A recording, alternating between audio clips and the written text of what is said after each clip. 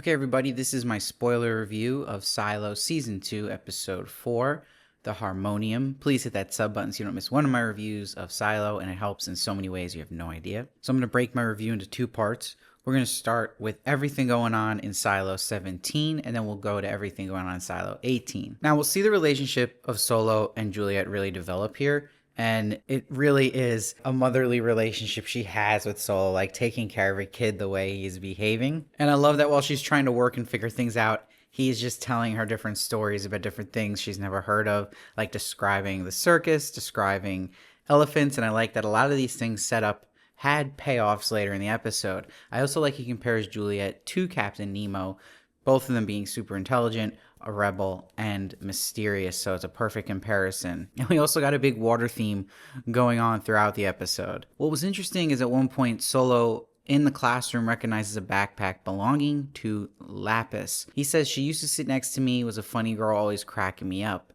And Juliet connects that Lapis would have been 11 or 12 when the rebellion started. So she's like, how are you sitting next to her?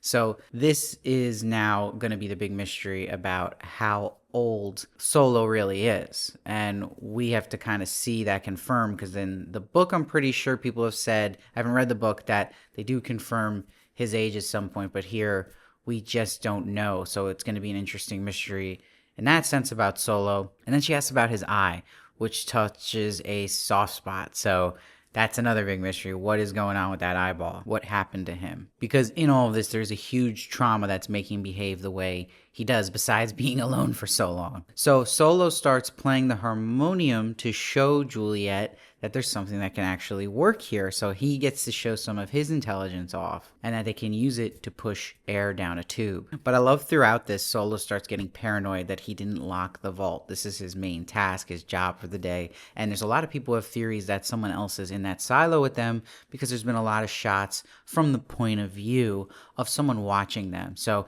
it is curious to think that maybe someone got in that vault and went out, or that maybe Solo knows someone else he's not telling Juliet about. Now, when Juliet goes in the water, she has to rely on Solo and trust him to keep pumping as she goes. And I like he calls her Captain Nemo as she goes into the water. And I don't know about you, but I got so many Ripley from Alien vibes here with Rebecca Ferguson when she's slamming the red door and getting the fire suit. It really felt like I was watching Sigourney Weaver in Alien again. It's pretty cool. But as she comes back up, Solo runs for the vault, and it's locked, and he almost forgets the code, and he has one shot left. And the funniest moment of the show to date is Juliet says to him, maybe you should write it down, and he just screams, shut up. That was so good. And then when Silo gets in, like a kid, he gives her the silent treatment. But this is when Rebecca Ferguson gets to show off her acting chops, and Juliet talks about her feeling lonely and so scared when she got outside and thought she was going to die,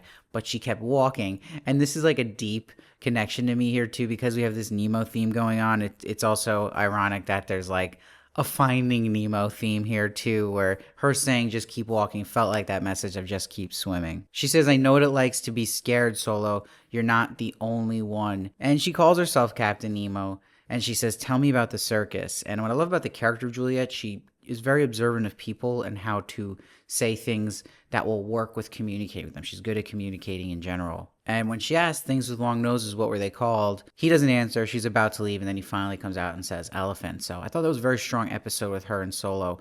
And it's the most interesting storyline right now in the show. I'm very fascinated by it, with Solo being a mysterious character and having them together with Juliet. And seeing how they're going to get out of the silo has been really good so far. And this was the best episode with that, because we got to see how their relationship is going to work. Now let's go to everything with Silo 18, which was also very strong this episode. So it really jumps in with Knox and Shirley looking at this wall. And Knox is connecting now at the wall as a list of people from Mechanical who died in rebellions. But not only that, he's discovering that Mechanical was always blamed for these rebellions. They were always the scapegoat. And they always pinned it on Mechanical because they have the power to shut the silo down. So they come up with a plot to get the truth they want, get something they want, to go outside and explore by using that power, and they want to do it with Meadows. Now, you got this mastermind of Bernard, who's just a chess player, and he's doing this again, where we see Sims and Bernard talk about Meadows meeting with Mechanical, and about her setting up a meeting with Lucas Kyle. So Sims shows his cards a bit to Bernard by saying how much he's not liking what Meadows is doing, but Bernard's also noticing here that he is tracking his relationship with Meadows. But we know deep down, with Sims' concerns about what she's doing, Bernard feels the same way. But that's what's so strange about Bernard. He's so mysterious and has this wall between everyone he talks to, because he was telling Sims at first, he's like, no, I agree with what she's doing. But then he literally goes to yell at Meadows and say, everything you're doing is basically a bad idea. Now, when Sims is with his wife, she says that Meadows wasn't always a drunk. When she was in judicial, she had one of the most admired minds of the group, and that something happened. But this is where we'll see Sims plots to have Meadows threatened by impeachment. So he's doing his chess piece now to get in favor and be Bernard's right-hand man. And now another fascinating scene is we see Meadows meets with Kyle, who we haven't seen in a long time in this show, and reveals she wants to know more about the lights in the night sky. What does he know? She wants to know what his knowledge point is at, and he's getting all these things right, but then she gives him a taste of even more knowledge and then kicks him out. But she drops his sentence to the mines a couple of years. Now, what's interesting about Meadows is I agree with a lot of the things she's doing on her way out before she's about to leave, that she's got ways of looking at not following the order to a T and breaking some rules or changing some rules are meant to be broken and fixed with the times changing. And I think that was a smarter approach. But unfortunately, Bernard is not that way. Bernard is completely by the book, which I think will obviously at the end of the day backfire in his face. But Meadows will turn around and see the impeachment signs outside. So you see the effects of Sims starting this happening already. Now Bernard's getting news about these impeachment banners happening for Meadows. So he starts drinking, which is never a good sign with Bernard. He's plotting something. And then Meadows fills in Bernard about the request from the crew to go outside and explore. And he right away is like, it goes against the pact. But she's like, well, I wouldn't actually go through with it. And he just doesn't care. And then he says to her, sorry about this impeachment thing going on, and she says, don't worry, I'll be gone before it can happen. She's not kidding. So he has her come for dinner, and he says to her he will have a suit, which is a total lie, and he plays one of her favorite artists on vinyl when she arrives. It's such a tragic thing happening here too, because you know there's feelings on each end of this for each other. And you see during the dinner, Meadows will ask to try the suit on. Then she realizes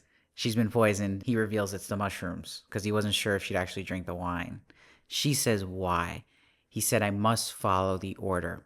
She says, you have a way my death will serve that. And he says it will unite the silo. So you're seeing again, too, how him and Sims really do have that kind of same view of all this and what can happen, and always protecting what's at top and keeping that power there, that greed there. They don't like these ways of Meadows trying to kind of come to some middle grounds with the lower people. Only thing that ticked me off was she's about to give reveals to Bernard about the hard drive and about why she really left him as a shadow, but she doesn't tell him. I thought we'd at least get that answer.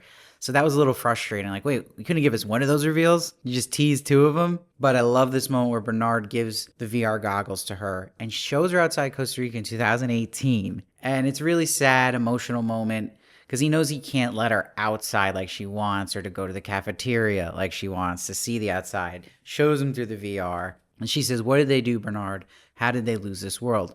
Of course, we're not going to get that answer either. But Tim Robbins and Tanya Moody were absolutely phenomenal in this sequence. I loved it. And it really solidifies Bernard in a true villainous state right now. And it's awesome to see Tim Robbins doing a character like this in this show. Now let's go back with the crew here, where Walker reflects with Carla about how 25 years she felt being wasted now of her being inside. And I'm happy they had a conversation about that, because they needed that moment, because they had to kind of jump to the suit thing with Juliet last season. So we didn't get to really get in the head of Walker here. So I want to see, like, how is she doing? How is she still outside and being okay? So I like that it's more of like she's really kind of fully fought through that handicap she has. But there's going to be so much regret now. Now, on the other end of things, Billingsley is investigating the firebomb incident from last episode, and both bodies of Cooper and Patrick are taken by Judicial. And he'll eventually figure out in this episode who this Patrick is, connecting the dots, and that he was never confirmed officially dead, which I figured because they didn't show the dead body of Patrick. That's the rule of shows, right?